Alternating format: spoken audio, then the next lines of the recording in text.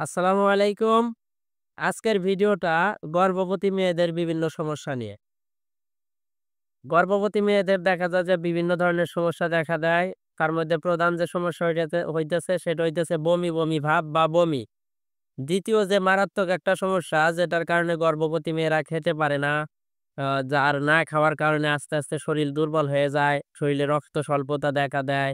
শরীরের মাথা ঘুরানি দেখা দেয়। শরীরের যত সমস্যা বেড়ে যায় সেটার একমাত্র কারণ হইতেছে ঠিকমতো না খাওয়া।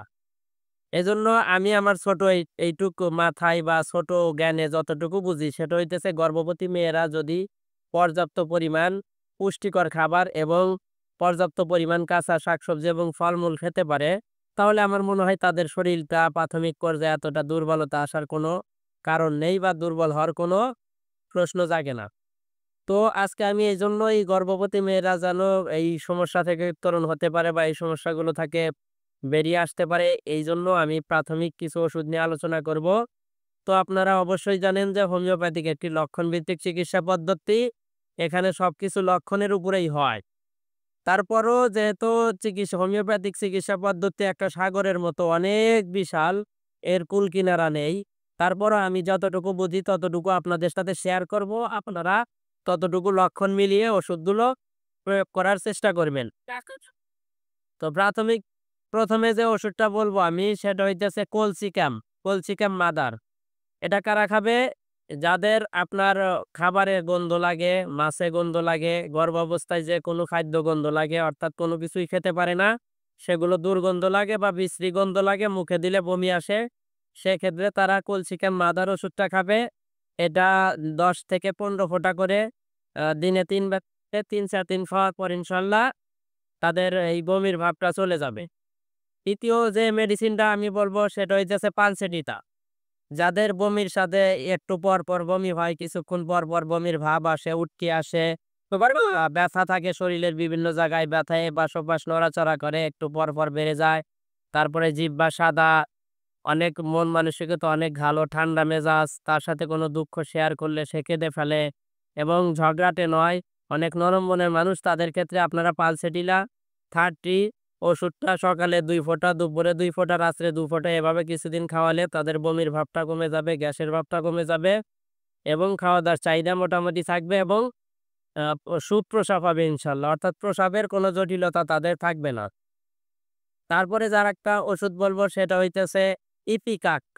যাদের বমির চাইতে বমির ভাব বেশি, অর্থাৎ বমি হয় না কিন্তু সবসময় বমি, বমি ভাব লেগেই থাকে। যখনই খেতে যাই বা কোনো কিছু করতে যাই বা হাঁটতে চলতে সবসময় বমির একটা ভাব তার মধ্যে দেখা যায়। অর্থাৎ বমি নেই কিন্তু বমির ভাব আছে। সেই ক্ষেত্রে আপনারা ইপিকাক ইপিকাক 30 ওষুধটা সকালে ২ ফোঁটা, রাত্রে ২ ফোঁটা এভাবে কিছুদিন খেলে তাদের বমির ভাবটা কমে যাবে এবং তারা সুস্থভাবে চলতে পারবে এবং সব ধরনের খাবার ইনশাআল্লাহ খেতে পারবে। তারপরে যে আরো একটা ওষুধ বলবো সেটা হইতাছে একেবারেই আ আমাদের মেইন ওষুধ, অর্থাৎ এটা যেকোনো ক্ষেত্রে প্রয়োগ করা যেতে পারে। গ্যাসের ক্ষেত্রে প্রয়োগ করা যেতে পারে, পেটের সমস্যার ক্ষেত্রে প্রয়োগ করা যেতে পারে, বমির ক্ষেত্রে প্রয়োগ করা যেতে পারে। রোগ যাই হোক, যদি কোনো ওষুধ জানা না থাকে সেক্ষেত্রে আপনারা এই ওষুধটা প্রয়োগ করতে পারেন। সেটা হইতেছে নাক্স ভমিকা। নাক্স ভমিকা ওষুধটা ২০০ শক্তির ওষুধ ব্যবহার করবেন। গর্ভবতী মেয়েদের যদি আ আ মাংস, তেল, চর্বি বা কোনো জায়গায় দাওয়াতে গেলে কোনো খাবার খাওয়ার পর পেটের ভিতর ভুটুর-ভাটুর শুরু হয়ে যায়, পেটের ভিতর ঝামেলা শুরু হয়ে যায়, পায়খানার সমস্যা দেখা দেয়। ই তারপরে দেখা যায় যে অতিরিক্ত রাত্রি জাগরণের কারণে বিভিন্ন সমস্যা দেখা দেয়। পেটে গ্যাসের কারণে দেখা যায় পায়খানা ক্লিয়ার মতো হচ্ছে না। এরকম নানাবিধ সমস্যায় নাক ভূমিকা ওষুধটা অনেক ভালো কাজ দেয়। তবে নাক ভূমিকা ওষুধটা দীর্ঘদিন খাওয়া উচিত নয়। একটানা অধিক দিন না খাওয়াই বেটার। এইজন্য আপনারা নাক ভূমিকা ওষুধটা ২০০ শক্তির ওষুধ খাবেন প্রত্যেকদিন রাত্রে ১ ফোঁটা করে। নাক্স ভমিকা ২০০ শক্তির ওষুধ প্রত্যেকদিন রাত্রে খাওয়ার ৩০ মিনিট আগে ১ ফোঁটা ওষুধ খাবেন, খাওয়ার পর একটু ঠান্ডা পানি খাবেন। এভাবে কন্টিনিউ করলে দেখা যাবে যে আপনাদের এই সমস্যাগুলো দূরীভূত হবে। আমি পরবর্তীতে ভিডিওতে কিভাবে নরমাল ডেলিভারির ক্ষেত্রে আমরা কি, কি ওষুধ দেই বা কি, কি ওষুধ খাবেন সেগুলো নিয়ে বিস্তারিত আলোচনা করব।